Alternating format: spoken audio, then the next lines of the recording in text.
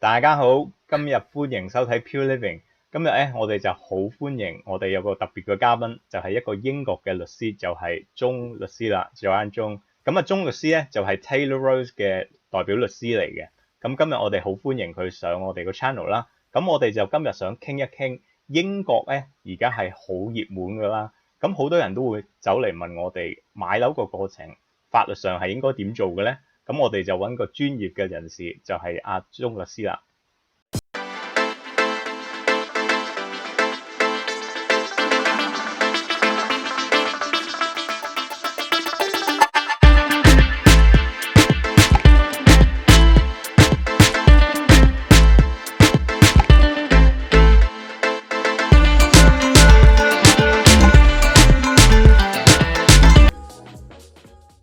鐘律師啊，你不如介紹下自己，同埋你可唔可以講一講英國嘅買樓個過程，基本上係點樣？咁我哋之後可以再傾深入啲話題度咯。好啊，好啊，大家好，我係 Joanne，咁我喺英國咧，已經有超過10年嘅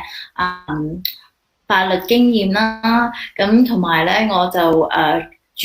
主要係做呢個 conveyancing 樓宇買賣啦，同埋 immigration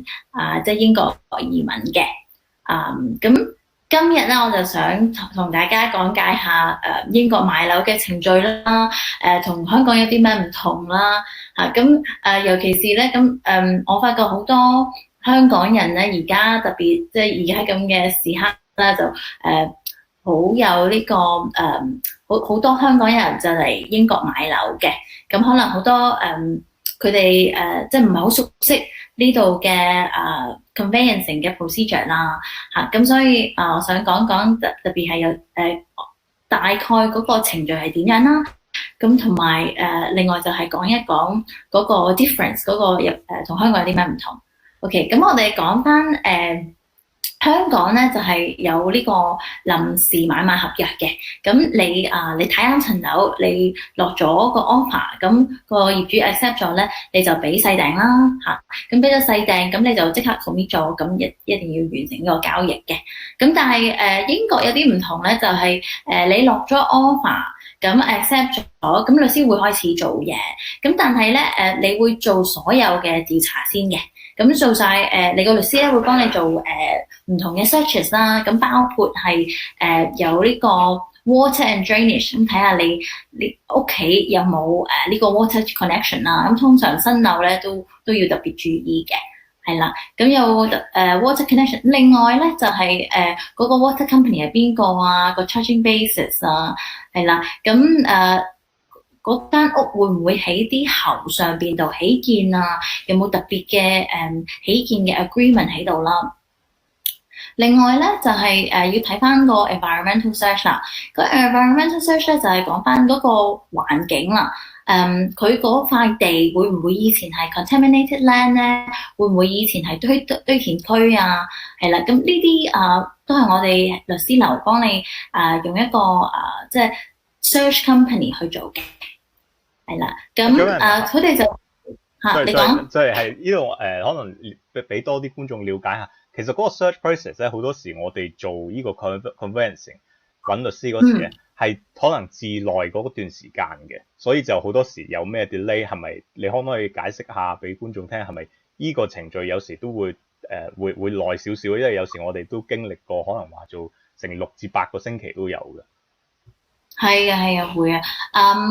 咁 OK， 大多數咧啲 searches 咧，由你做嗰一刻咧，就要3個禮拜到嘅。咁你幾時開始做咧？就係你收到對方個律師佢俾咗個 title 嗰個 plan 你，因為咧你有個 plan 先做到個 search 嘅，因為嗰個 search company 要知道你嗰間屋 exactly 喺邊度，就算你俾晒地址、俾晒 postcode 佢都冇用嘅。係啦，咁通常 local authority search 地方政府嗰個 search 咧，個 council 咧係最慢嘅。其他你話flood risk water 嗰啲咧，environmental 咧都比較快嘅，即係1個禮拜就應該會收到嘅。有啲係幾日收到嘅。咁但係嗰個地方政府你又冇得催佢啦，佢係部門，咁所以做嘢會比較慢啲。咁我哋都有啲見過3-4個禮拜嚇，都先至翻嚟。咁都冇乜辦法。所以我覺得呢個係非常之重要啦。個 local authority search 點解咧？點解要做個地方政府 search？就要睇翻嗰間屋佢本身個 planning permission 啊，佢之前譬如有冇啲 planning enforcement 喺度，譬如有個業主佢想起呢個 extension， 咁但係佢可能起得太大啊，或者佢之前冇 approval 或者冇呢個 permission 去起建咧，咁然之後Council 咧就發現咗啦，咁就出咗個 enforcement notice 俾佢。咁呢啲 local authority search 咧就會睇到晒呢啲嘢咯。係啦，咁所以係非常之重要嘅。咁亦都有客戶佢哋係選擇唔做 searches 嘅，咁但係會比較少。咁同埋咧做 mortgage 咧就一定要做 searches 嘅。如果cash buy 咁唔一定要做，咁但係我哋都建議啲客人去做個 searches 啦，做晒調查，咁起碼了解呢個情況啦。因為始終係有 risk 喺度咯，有風險咯。如果唔做嘅話，同埋價錢嗰方面，如果 organize 晒全部呢啲 general 嘅 search 係大概幾多錢咧？大概300至400磅啦。咁我哋個律師樓就收312磅。咁呢個咧就係俾個 search company 嘅，就唔係我哋自己收嘅。OK，係啊。咁嗰度係咪做 search 嗰時，如果有咩 covenants，即係啲限制都係喺依度會發現出嚟嘅咧？如果係入買過 freehold property 有咩 covenant？ OK， 如果個 property 有啲咩問題咧，咁個 searches 咧會 reveal 一部分嘅問題啦，係啦。咁另外咧就係律師去做 inquiry 啦。咁當我哋睇晒啲 title 嗰啲 document 啦，即係睇晒嗰啲樓契啊，咁如果我哋發現有啲咩問題咧，咁我哋就會去詢問對方嘅律師。另外咧，咁我哋當我哋做晒呢啲嘢嘅時候咧，亦都收到嗰個 requisition on title 啦，咁我哋就會去做呢個 report，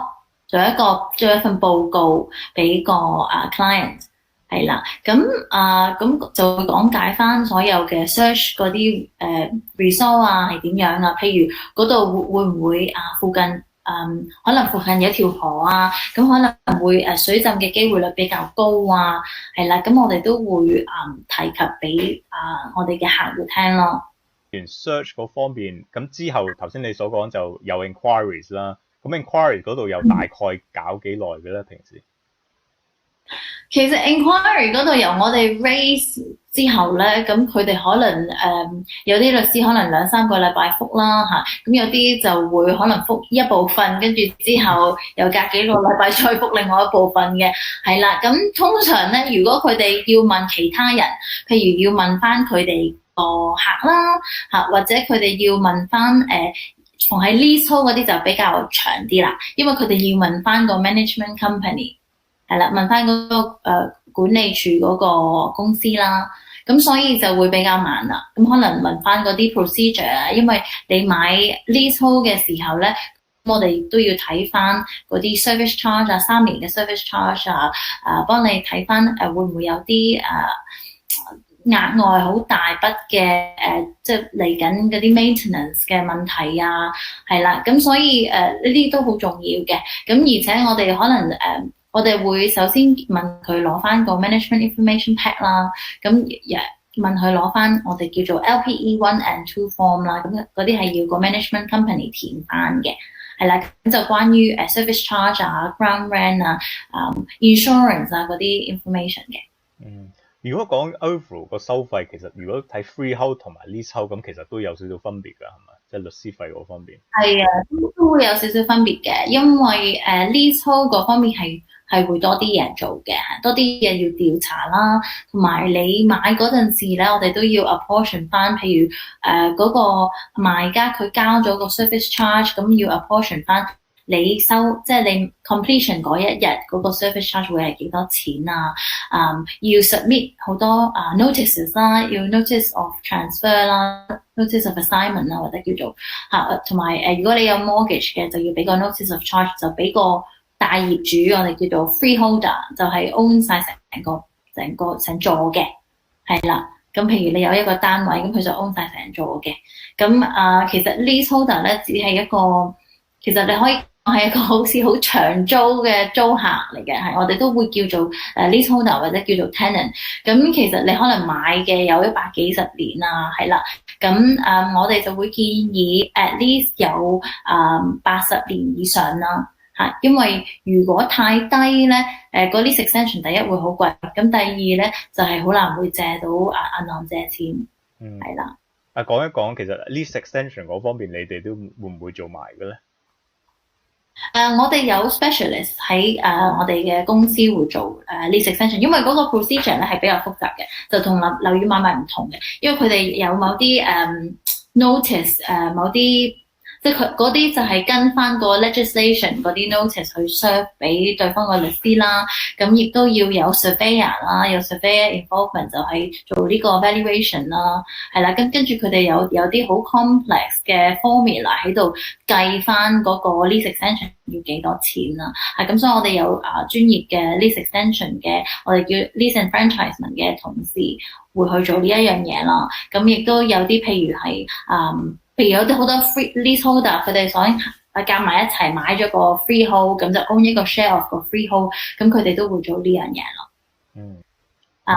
咁亦都有啲，譬如有啲人士佢哋覺得買咗之後覺得個 service charge 好高啊，覺得好有問題啊，個管理官司咁佢亦都想譬如知道有啲咩途徑去 tribunal 嗰度呢個 leasehold valuation tribunal 嗰邊就去了解翻嗰個 service charge 啊，或者佢想試下可唔可以reappoint 另一個 management company 或者 go for right to manage 咁呢啲係一個好 complex 嘅 area 嚟嘅，咁所以我哋係有專業嘅師去做呢一方面嘅嘢㗎。係啊，所以喺英國買樓咧，雖然阿 Joanne 係 specialize in conveyancing 嗰 part，但係如果做 lease extension 咧，又係另外一個部門嚟嘅，咁所以都係揾翻專人去做係至啱嘅。咁喺頭先我哋講埋，如果做埋 enquiries 之後，咁樣係點樣嘅咧？同埋個過程之後仲有幾耐咧？其實如果我哋可能即係成個 process 啦，到我哋即係由我哋收到 instruction 啦，咁我哋收到 instruction，我哋都唔可以即刻做嘢嘅，我哋都要攞到你個AML check，因為英國有呢個反洗黑錢嘅條例。咁所以咧，我哋都要睇清楚你嘅資金來源證明啊，你個身份證明啊 ，ID check 啊，咁你首先要去香港嗰邊嘅律師同你做個 certified true copy。咁我哋收到晒呢啲文件啊，咁譬如 source of funds 資金來源證明，我哋可能要睇翻6個月嘅銀行 bank statement 啊，睇翻你最近嘅近年嚟嘅稅單啊，係啦，睇翻6個月嘅糧單啊等等。咁譬如可能你而家可能香港買咗層樓，咁你又有一筆資金入咗去，咁我哋又要睇翻嗰份樓宇買賣合約啊，你收到你香港律師嗰張律師費嗰張單啊，咁另外亦都會有一張 completion statement，就係講翻你買咗層樓幾多錢，咁還咗啲按揭剩餘有幾多錢嗰份 statement， 係啦，咁亦都會要求嗰個律師樓香港嘅律師樓咧，佢哋好普遍就係會出張支票俾個客戶嘅。咁我哋就唔係嘅，我哋所有嘢咧都唔會經支票，都係TT 銀行 TT 俾對方律師啊，係啦TT 筆錢去俾我哋個如果我哋負責係 seller 嗰邊，咁譬如我哋幫佢買咗層樓，我哋會 TT 筆錢俾個 seller。就唔會用 check 嘅，咁但係香港因為用 check 嘅原因咧，咁我哋都會要求見翻個 copy of 個 check 係由律師樓出俾你嘅。如果講起source of funds 咧，係呢個都好熱門嘅話題，好多人都成日問，其實點樣即係喺頭先你都所講6個月啦，要攞翻個 proof 出嚟，咁但係其實佢哋會睇 exactly 係咩內容，同埋即係會去到咩 detail， 因為有時可能你有筆錢入咗去，佢之後佢可能又會想睇翻咁大嚿錢入去，佢又想知道喺邊個戶口調入嚟，係咪你自己個戶口定係人哋轉錢俾你？咁佢哋都會睇到嗰個 detail 㗎，係嘛？啱啊，咁所以我哋都會睇翻會唔會近期有好大筆錢入咗你個戶口啊，亦都唔係你正常嘅收入啊。咁如果係譬如朋友或者係屋企人啦嚇，屋企人俾錢你咁我哋都要睇翻如果係即係最近6個月嘅，咁我哋都會睇翻你屋企人佢哋自己嘅資金來源證明啊，咁佢哋嘅 ID 啊，係啦，咁所以有陣時都幾複雜㗎。其實有冇一個即係 threshold 嘅，即係會唔會計 percentage 嚟睇啊？定係可能話過咗5000磅以上咁就其實話屬於大筆啲錢，咁就要再去調查咧？冇話特別嘅 threshold 嘅，咁但係可能以我哋嘅經驗嚟睇，可能如果係即係多過1-2萬蚊啊，咁亦都唔係你平時嘅收入啊咁我哋可能就會詢問一下啦。咁亦都尤其是係其實主要係 cash buyer 咯。如果你做 mortgage 嘅話，咁我哋會睇翻你嗰個俾個 deposit 嗰個 amount 咯。咁你做 mortgage嘅話，咁我哋the rest of 個 funds 我哋就唔會睇㗎啦，淨係睇個 deposit 個 amount。咁同埋都會睇翻你個 bank statement，如果有啲好可疑嘅 transaction，即係大起大入咁樣，咁當然亦都會引起注意啦。同埋講翻頭先你話 certify 嗰度咧，咁呢度都係一 part 我知你香港你都有啲即係 correspondent solicitor， 你可以同香港嘅investor 去合作，就係幫佢做埋呢個 certification process 係嘛？咁呢個都係要一個係咪香港律師做到啊？定係英國律師都基本上咩律師喺香港有牌嘅都做到嘅咧？其實咧，係有牌嘅律師，purchasing 嘅律師都可以幫佢做嘅。係啦，咁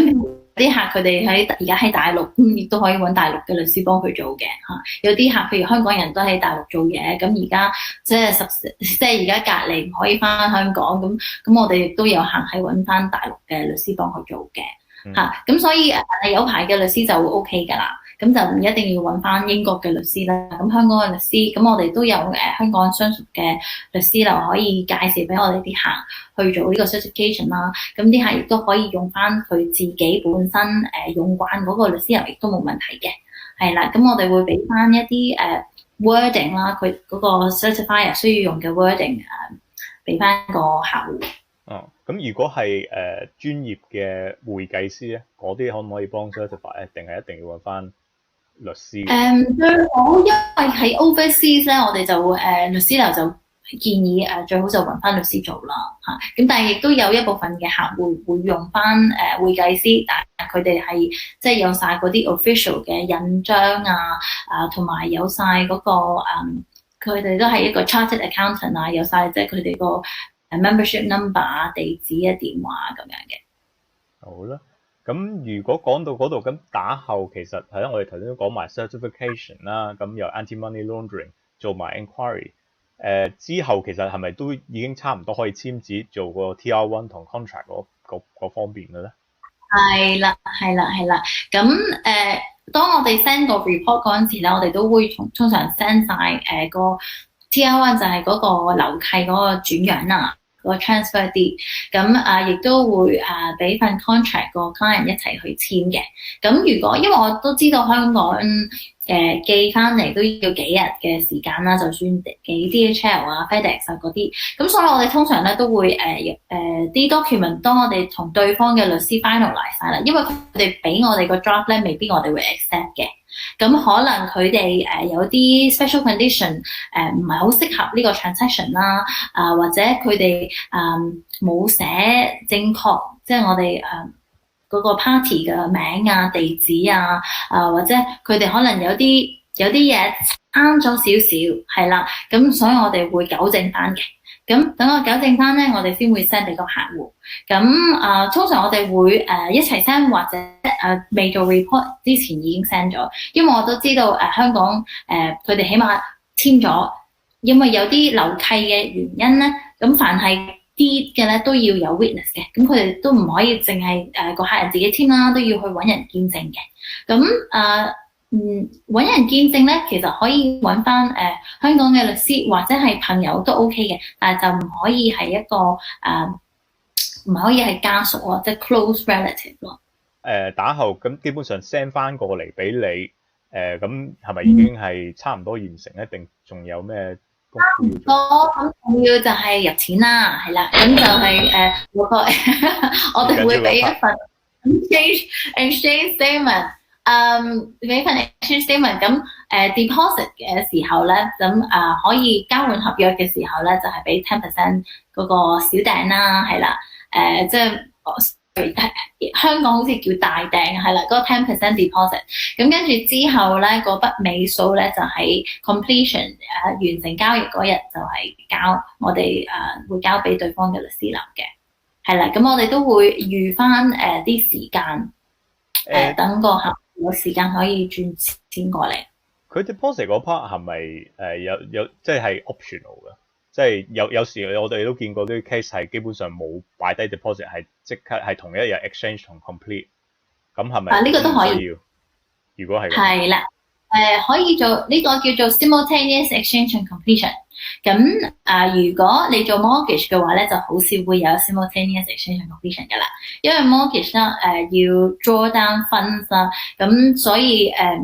都要俾 notice 嗰個 lender。即係話翻俾銀行知幾時會 completion， 咁就好少會同一日嘅。咁但係如果係 cash 買咧，咁我哋都試過有好多客戶都係exchange and completion 同一日。咁但係視乎嗰個而家要睇翻個 seller 肯唔肯咁樣做啦。因為有啲人覺得哎呀好倉促，我又要嗰日搬啊，嗰日先至 exchange contract， 我又覺得好唔 comfortable 喎。咁尤其是咧有啲你譬如買嘅時候，佢可能係 chain transaction， 你未必係。你買過一間，咁佢冇其他嘅，即係 chain 意思係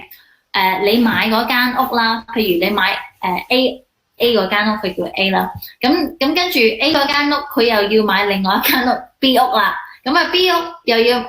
B 個業主咧又要買 C 屋，咁變咗可能一大條 chain 喺度嘅，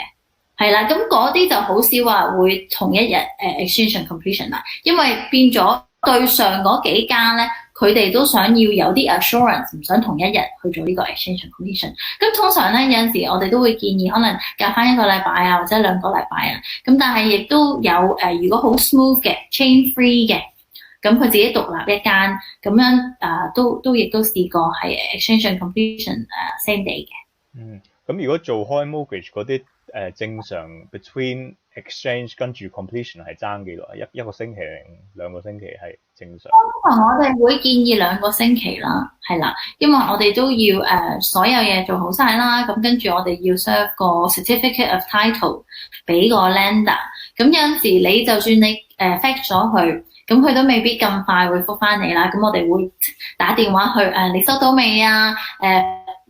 可唔可以 confirm 你會喺嗰一日會draw down 個 funds 俾我哋？因為我哋只有可以要求佢24小時之前，即係譬如我哋10月30號做 completion 啦，咁我哋會叫佢29號打到我哋個賬戶啦。咁如果30號 complete 唔到嘅話咧，因為我哋淨係可以 hold 24小時，咁我哋要俾翻啲錢個 lender 嘅，係啦。咁所以呢個好重要咯。亦都有好多嘢要做咯，咁所以我哋都會建議，如果做 mortgage 咧，就有翻起碼1-2個禮拜去做completion。好啦，咁講到頭先最後尾個 part 就係轉錢嗰 part 啦。咁樣嗰度係咯，我係轉去公司你哋戶口啊，定係點樣去轉咧？係，咁個客戶咧就會轉落我哋嘅律師樓戶口啦，即係佢自己嘅代表律師啦。咁然之後咧，我哋會轉俾對方，即係個 seller 嗰個律師嘅，係啦，就永遠唔會係個客直接轉俾個買家嘅，係啦。咁所以大家要好小心啊，因為我都聽講香港有啲騙案，就係話可以好快完成啊，你直接俾錢啊咁樣，咁就千祈唔好咁樣做啦。係啦，就係我哋都成日見啲客咧，就係都會擔心錢嗰方面，但係其實係永遠都一定唔會經我哋定啲私人戶口嘅，係一定經律師樓嘅戶口就 protect 住嘅，所以係大家唔使擔心呢樣嘢。係啦，咁就預翻啲時間俾個客，因為轉錢由香港轉嚟英國都要幾日時間啦。咁有好多客咧都會問我，我需唔需要有個英國戶口先至可以轉到錢咧？咁其實就唔需要嘅。留意翻有時有啲客嘅戶口可能有個maximum cap，每日可以轉可能話轉60千磅咁樣，所以如果你係要分幾期嘅咧，咁你都可能即係分開咁樣轉過嚟，都可以咁做到嘅。我哋都試過有啲客佢哋香港嗰邊咁 Citibank 話一日淨係可以住100萬，咁所以佢哋要分開幾日轉咯，咁所以都要預翻啲時間。咁我哋講翻成個 process 要幾耐啦，要長時間啦。咁大概成個 process 咧都要你預翻2-3個月啦。如果做 mortgage 咧，咁就一定要有 mortgage principal 啦 at the beginning 啦。如果唔係咧，你而家搞 mortgage 咧都要3-4個月㗎，因為個 valuation 嗰邊咧而家即係武漢肺炎嘅原因啦，所以啲 valuation 好多 lender 都會有 backlog 啦。咁所以我哋就建議最好盡快去做咗個 mortgage principal 先啦。如果需要 mortgage 嘅話，係啦，需要做按揭。咁如果唔需要嘅話 ，cash buy 其實我哋都試過好快嚇。咁其實都視乎對方嘅律師做嘢有幾快，因為我哋可能問咗佢啲 enquiry， 咁如果佢隔幾個禮拜先至答覆我哋咧，咁亦都會隔咗啲時間。咁我哋可能最快試過3-4個禮拜啦，係啦，咁但係我哋都會叫個客預翻6至8個禮拜嘅，因為我哋首先要做晒所有調查，可能都成3個禮拜啦。咁跟住佢啲 inquiry， 咁我哋都盡量會快啲 raise 嘅。咁可能你加翻幾個禮拜，咁跟住我哋又要叫個客轉錢過嚟喎，係咪？咁跟住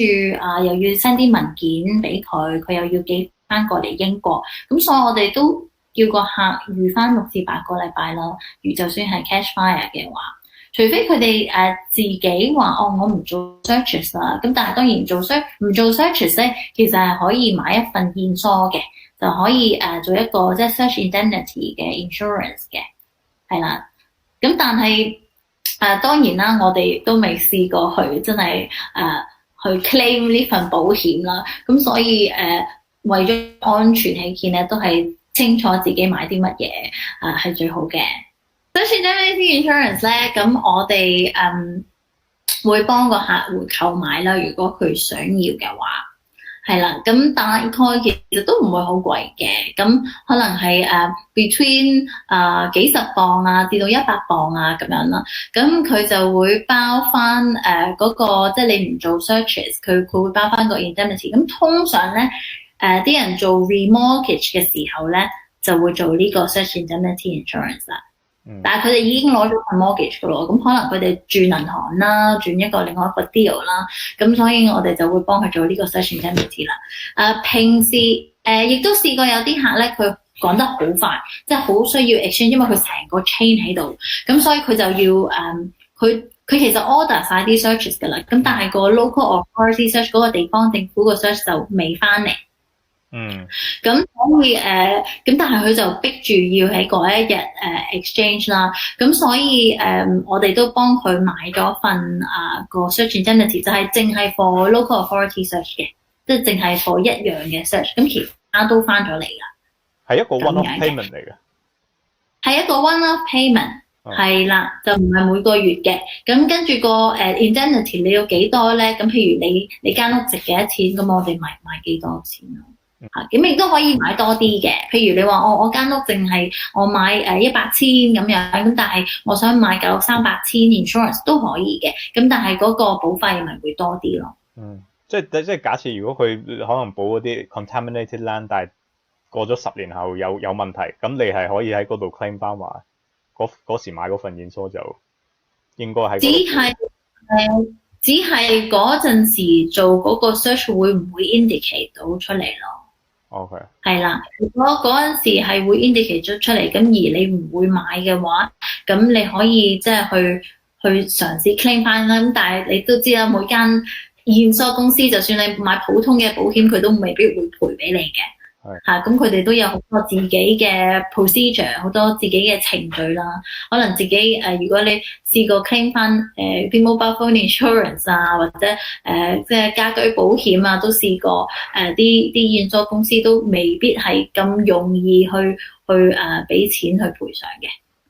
係啦，咁所以大家都要注意翻呢一樣嘢。咁所以我哋都會建議最好就做好晒啲 searches， 等啲 searches 翻咗嚟，跟住先至去exchange 即交換合約啦。咁同埋做呢個 completion 嘅，因為咧你一 exchange 咗 contract 咧，你就係 legally binding 㗎啦。咁你就一定要完成呢個交易。咁如果你唔完成嘅話咧，咁對方係有權去起訴你啦。佢可以 order specific for performance， 就係要求法庭就頒一份命令，就要你一定要買翻佢層樓啦。或者佢如果之後賣嗰層樓賣俾第二個，咁佢可能會同你索償翻個差價啦。而且你嗰個 10% deposit 咧係攞唔翻㗎啦，就算佢肯 rescind 個 contract。頭先講埋咧，我哋如果係經 mortgage 咁嘅形式去做咧，嗰度個收費又係有少少唔同㗎，係嘛？喺律師行嘅角度嚟睇，定係唔係睇邊間 law firm 㗎？其實都有唔同嘅，係如果做 mortgage 嘅話咧，啲費用會高啲嘅，係啦，因為有多啲 document 啦，有多啲 procedure 去 follow 啦。係啦，好似我頭先咁講啦，如果你做 mortgage 一定要做 study searches 啦，咁你亦都要satisfy 好多，譬如我哋律師樓咧，我哋有超過100間嘅 lender， 我哋係按個 panel 嘅，咁我哋就自己可以即係睇翻啲 document， 如果我哋覺得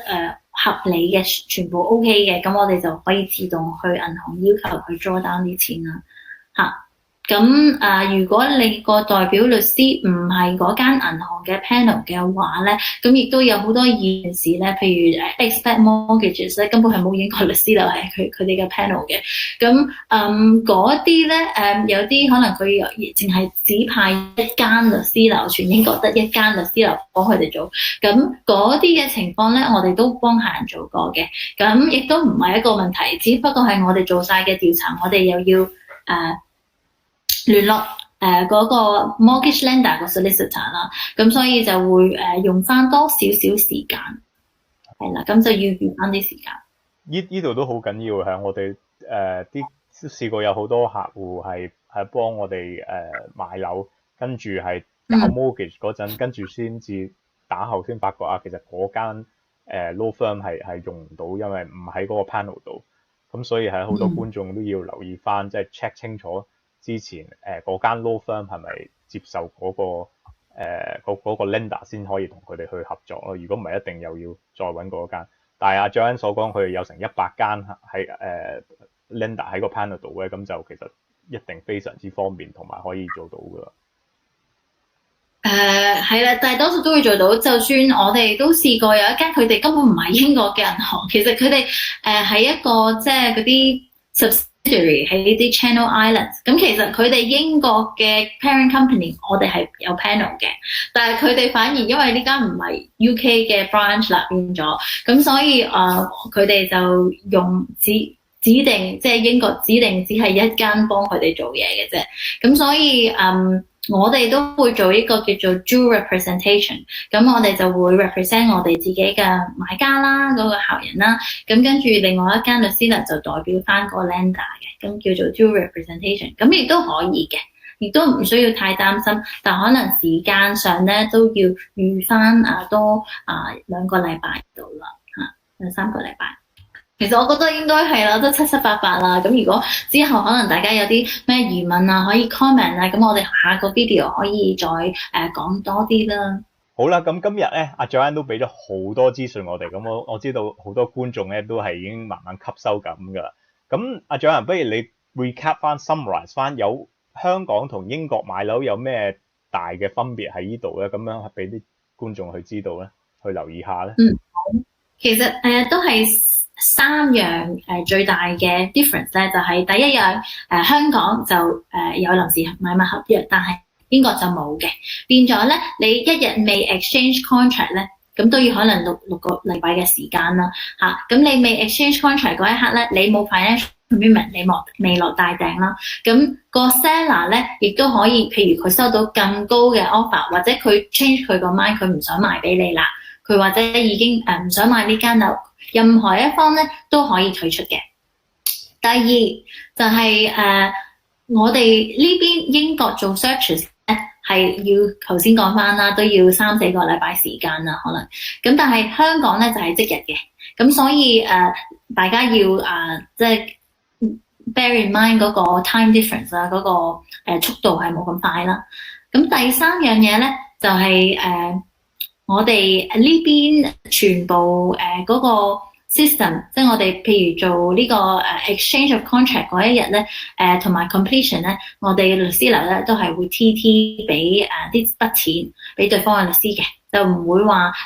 寄 check 咁樣嘅，唔會寄支票嘅。咁所以都係呢3樣嘢，咁希望今日會幫到大家啦嚇。咁另外就係可能另外一個 major difference 咧就係頭先我哋講咗個 AML check 啦，就好多嘢 check 翻資金來源證明啦，係啦，係咁多。即係好多謝 Joanne，佢真係好多謝你抽時間嚟今日 share 你啲knowledge 俾我哋啦，同埋我哋啲觀眾啦。咁大家你要記得，如果你要英國買樓嘅咧，咁你都可以聯絡阿 Joanne，咁佢喺 Taylor Rose 度咧都好有經驗，同埋即係好有 experience 做呢個 conveyancing 嘅 process 㗎啦。咁我哋今集就講到呢度啦。如果第日有咩唔同嘅法律嘅問題咧，咁你都可以擺喺 comment 下邊，咁我都可以揾阿 Joanne 幫我哋解答啦，同埋我哋之後可以再做下唔同嘅題目啊，傾下嗰啲嘅 topic 嘅。咁我今日就講到呢度啦，咁記得 comment、like 同埋 share 呢段片出去，咁我哋下一次再見啦，